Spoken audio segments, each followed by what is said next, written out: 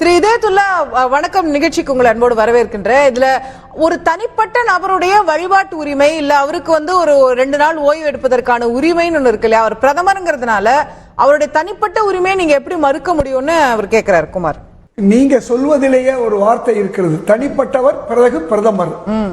பிரதமர் என்று வந்த பிறகு எல்லா மதங்களுக்கும் பொதுவானவர். அவரு விவேகானந்த மண்டபத்துக்கு சர்ச்சைகள் போக கூடாது நான் சொல்லல.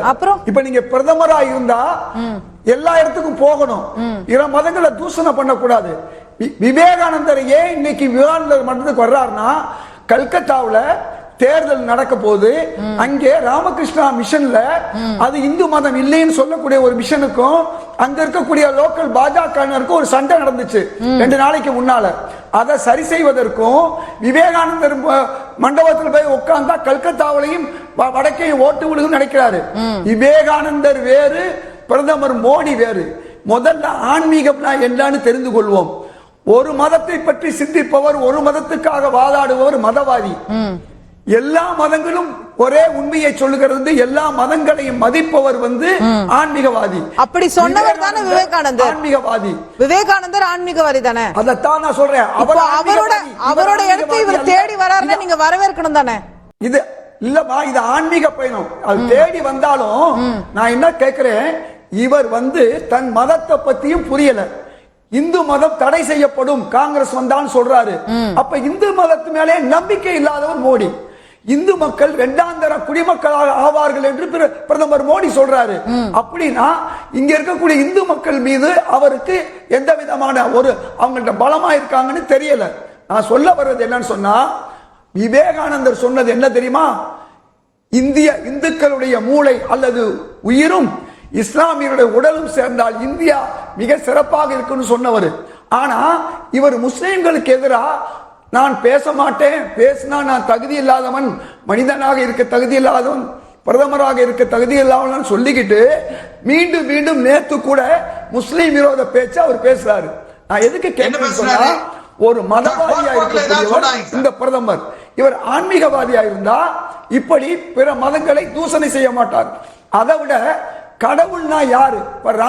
ராமரை பத்தி சொல்றாருந்தா, குகனோடு 5வரானோம், குன்று சூழ்வான் மகனோடு 6வரானோம், விபீஷனை பார்த்து நின்னோடும் 7வரானோம் சொன்ன அந்த ராமர் கொஞ்சம் குறுக்கீடு வேணாம், தயவு செய்து குறுக்கீடு வேணாம். நான் குறுக்கிடல, நாகரிகமா கொஞ்சம் என் பேச்ச கொஞ்சம் கேளுங்க. அதாவது ராமர் எப்படிப்பட்டவர்? தாழ்த்தப்பட்ட வேடவனாக இருந்தாலும், குரங்கினமாக இருந்தாலும், அரக்கனாக இருந்தாலும் என்னுடைய சகோதரன் என்று சொன்னவர். ஆனா இவர் முஸ்லிம்களை காரில் அடிபடக்கூடிய நாய்க்குட்டின்னு சொன்னவர். அப்ப இப்படிப்பட்ட ஒருவர் 2 விதமான ஒரு வேடம் தரிக்கிறார். சமூக நீதி அப்படின்னு பேசுறாரு. ஆனா கடந்த 10 வருஷமா பொதுத்துறை நிறுவனங்களை எதையும் உருவாக்கி அந்த ஓபிசிகளுக்கோ எஸ்சிகளுக்கோ வேலை கொடுக்கல. இருக்கிறத வித்து அவங்க வேலையை காலி பண்ணாரு. 30 லட்சம் வேலை இன்னைக்கு, அதுல 25 லட்சம் வேலை ஓபிசிகளுக்கும் எஸ்சிகளுக்கும் சேர வேண்டிய வேலையை தடுத்திருக்காரு.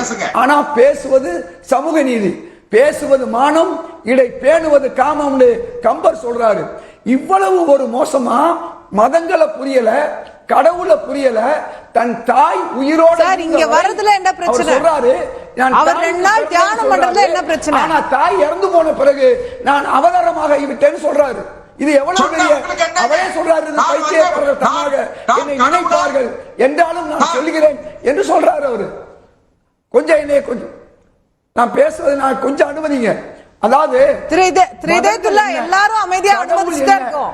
நீங்க கன்னியாகுமரி மேட்டருக்கு வாங்க. கொஞ்சம் அந்த விவரம் கூட தெரியல அவருக்கு. கடவுள் யாரு? மகாகவி பாரதி என்ன சொல்றார் தெரியுமா? ஆத்தி சூடி இளம்பிறை அணிந்து மோன திருக்கும் முழுவெண் வேணியன், அது மட்டுமல்ல கருநிறம் கொண்டு பார்க்கடல் மிசை கிடப்போன், மகமது நபிக்கு மறையருள் புரிந்தோன், இயேசுவின் தந்தை என பல மதத்தினர் அறிந்தும் அறியாத பரம்பொருள் ஒன்று என்று பாரதி பாடுறாரு. சரி, அதை விட அருமையா பாடுறாரு. சார் நான் குறை சொல்லல, குறை சொல்ல நல்ல விஷயம். இங்க வாங்க சார், இங்க வருவோம், டாபிக் வருவோம் சார். சார் உங்க இலக்கிய புலமையை நான் ரொம்ப ரசிக்கிறேன், பாராட்டுறேன். டாபிக் வரும். நீங்க ஆன்மீக பயணம் அது தவறுமா? இது மதவெறி பயணமா? இது எப்படி? விவேகானந்தருக்கும் மதவெறிக்கு என்ன சம்பந்தம்? விவேகானந்தருக்கும் மதவெறிக்கும் என்ன சம்பந்தம்? விவேகானந்தருக்கு மதவெறி இல்ல, விவேகானந்தர் போய் பார்க்க போற இவருக்கு மதவெறி இருக்குன்னு சொல்ல வர்றேன். இவ்வளவு தேர்தல 2.5 மாசமா மதவெறிய உலகமே கண்டிச்சுக்கிட்டு இருக்குமா? Okay okay. திரு செல்வம் சுருக்கமா அப்புறம் பிரேக் போணும். திரு ஹிதாயத்துல்லா அவர் வந்து எண்ட் ஆஃப் த டே தமிழ்நாட்டுக்கு வராரு, இங்க வந்து ஒரு இடத்துல தியானம் பண்றாரு. அப்ப இது தமிழ்நாடு பிஜேபிக்கு பூஸ்ட் ஆயிடுமோ அப்படின்னு நினைக்கிறீங்களா? அதுக்கு வாய்ப்பு இருக்குன்னு நினைக்கிறீங்களா? தமிழ்நாடு பிஜேபிக்கு பூஸ்ட் பத்தியே இப்ப பேச்சு இல்லமா. நீங்க ஏற்கனவே சொன்ன மாதிரி தேர்தல் முடிந்த மறுநாள் வந்து 1ஆம் தேதி 2ஆம் தேதி 3ஆம் தேதி அவர் இருக்கிறத பத்தி யாரும் பேச போறது இல்ல. எங்க சொல்றது இது ஒரு சட்ட விரோதம், இது வந்து தேர்தல் நடைமுறைகளை மாற்றுவது. ஆனா 2019ல ஏற்கனவே பண்ணிருக்காரு. அப்போ எந்த யாருமே வந்து கேள்வி கேட்கல, இல்ல அது வந்து வயலேஷனா மாறல. அப்ப வந்து பின்னால பண்ணிருக்காரு. இல்ல இல்ல இதே மாதிரி எலெக்ஷன் முடிச்சிட்டு அந்த லாஸ்ட் ஃபேஸ்க்கு முன்னாடி கேதார்நாத் பண்ணாரு. இல்ல இல்ல அதாவது இது அது வேற இது வேற. இன்னைக்கு உச்சநீதிமன்றம் சொல்லுது, என்ன சொல்லுதுன்னு சொன்னா, தேர்தல் வெற்றிக்காக அதிகரிக்க ஜாதி மத இன அடிப்படையில் வெவ்வேறு பிரிவினர் இடையே பகையை வெறுப்புணர்வை தூண்டுதல் அல்லது தூண்ட முயற்சித்தல், லஞ்சம் அளித்தல், தவறான தகவல் அளித்தல் உள்ளிட்டவையே முறைகேடான செயல்னு சொல்லி பிஜேபிக்கு எதிராக. அது மட்டுமல்ல, பிஜேபி தவறான விளம்பரம் கொடுத்துச்சுன்னு அந்த விளம்பரத்தையும் சுப்ரீம் கோர்ட் தடுத்திருக்கு. சரி, தொடர்ந்து மோடி அவர்கள் ஒரு பிரதமரா இல்லாம ஒரு மதவாதியாக செய்கிறாரு, அதுதான் இங்க பேசப்படுது. இன்னைக்கு கூட நான் கேட்கிறேன், இவரை வந்து பிறந்தது வந்து ஏதோ நாட்டில் நல்லது நடக்கணுங்கிறாங்க. கத்துவாவுல ஆலயத்துல கோயில்ல கற்பழிச்சாங்களே, அவர்களுக்கு ஆதரவு கொடுக்க பிஜேபி அனுப்பிச்சாரு, ஆனா அதை கண்டிக்கல. அதே மாதிரி நிர்வாணமா பெண்களை நடத்தினாங்க மணிப்பூர்ல, அதுக்காக இவர் பிறந்தார்னு சொல்ல முடியுமா? அல்லது மல்யுத்த வீராங்கனைகளுடைய பாலியல் வன்முறைக்கு ஆதரவாக இருந்தார்னு சொல்லலாமா? எதை சொல்ல முடியும்? உண்ணாவில நடந்த அந்த பெண்ணுக்கு ஏற்பட்ட நிலைக்கு சொல்லலாமா?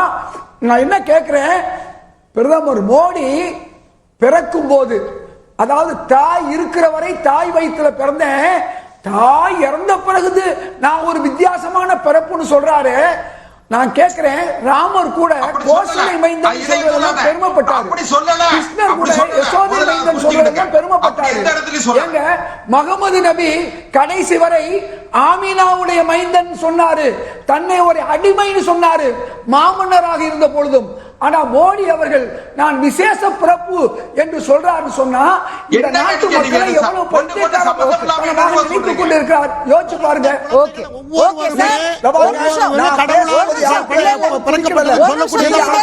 அநாகரிகமா பல விஷயங்களை சொன்னீங்க, நான் எந்த குறுக்கீடும் பண்ணல. ஆனா நான் பேசுறது தயவு செய்து குறுக்கீடு பண்ணாதீங்க. ஏன்னா மார்க்ஸை பத்தி மதத்தை பத்தி பேசினாரு, நான் மதத்தை பத்தி பேசும்போது பாருங்க, இந்த ரன்னிங் கமெண்ட்ரி கொடுக்கிறார். இது செல்வம் டிவியா தந்தி டிவியான்னு எனக்கு தெரியல. அசோகா நாங்கெல்லாம் பேசுறதுக்கே முடியல. நான் எவ்வளவு அமைதியா இருக்கேன், அவர் ஏன் இப்படி பண்றாரு? எங்களை பேசக்கூட கூடாதுன்னா நாங்களே அழைக்கணும். எங்களை கொஞ்சம் தயவு செய்து கொஞ்சம் நான் சொல்றதுல ஏதாவது அத்துமீறல் இருக்கா கேளுங்க. அவர் தான் சொன்னார் மோடி பிறந்தது இந்தியா இல்ல, ஒண்ணும் இல்ல சொல்றேன், ஒண்ணும் இல்ல. அவர் இல்ல, நீங்க மோடியை தப்பா கோட் பண்றீங்கன்னு அவர் சொல்றாரு. அதுதான் அவரோட கூற்று. நான் தப்பா கோட் பண்ணல, அவர் சொன்னதைத்தான் நான் சொல்றேன். அதுல இல்லைன்னு நீங்க சொல்லுங்க.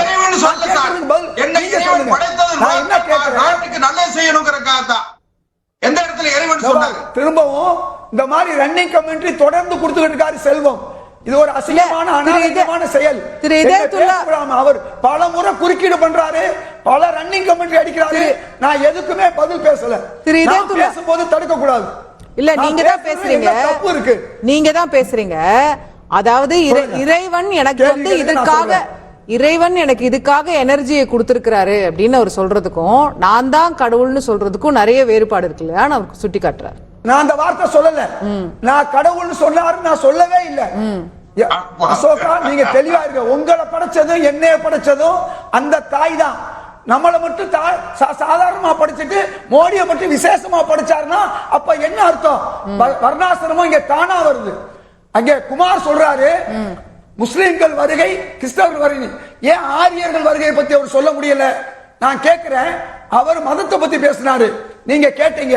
நான் மதத்தை பத்தி கம்பன் என்ன சொல்றாருன்னு 2 வரி சொல்றேன், தயவு செய்து கேளுங்க. கல்லிடை பிறந்து போந்து கடலிடை கடந்த நீத்தம், எல்லையில் மறையலாலும் இயம்பரும் பொருளீதல்ல, தொல்லையில் ஒன்றேயாகி துறைதோறும் படர்ந்த சூழ்ச்சி அப்படின்னு எல்லா மதமும் ஒண்ணுன்னு சொல்றாரு. சைவ மதம் என்ன சொல்லுது? தென்னாடுடைய சிவனை போற்றி எந்நாட்டவருக்கு நிறைவா போற்றி. இந்த விளக்கமும் இந்த விவரமும் பிரதமர் மோடிக்கு தெரிஞ்சா பிற மதங்களை கேவலப்படுத்த மாட்டாரு, பிற மாநிலங்களை மாநில மக்களை கேவலப்படுத்த மாட்டாரு. தமிழ்நாட்டு மக்களை திருடிட்டு போயிட்டாங்கன்னு சொன்னா, எடுத்துட்டு போயிட்டாங்கன்னு சொன்னா இது எவ்வளவு பெரிய அந்த தனிப்பட்ட ஒரு மனிதர் பாண்டியன் ஏன் அவருக்கு சொல்றதுக்கு அந்த தைரியம் இல்ல? 56 இன்ச்சுக்காரருக்கு ஏன் தைரியம் இல்ல? சுருக்கமா முடிச்சிருங்க, டைம் இல்ல, நிகழ்ச்சி சுருக்கமா முடிச்சிருங்க. பாருங்க, மாநிலங்களுக்கு எதிராக, மொழிகளுக்கு எதிராக, அதே மாதிரி பெண்களுக்கு எதிராக, ஓபிசிகளுக்கு எதிராக, தலித்துகளுக்கு எதிராக இருந்து கொண்டு நான் அவர்களை ஆதரிக்கிறேன் என்று இவ்வளவு பெரிய பொய்ய சொல்றாரு. பொய்களில் மொத்த உருவமாக பிரதமர் மோடி நமக்கு தெரியவில்லையா? Thank you sir. ரைட், நன்றி. நம்ம நிகழ்ச்சியின் தருணத்தில் நிறைவு செய்தாக வேண்டும். பங்கேற்று கருத்து தெரிவித்த அனைவருக்கும் நன்றி. பார்த்தவங்களுக்கு நன்றி.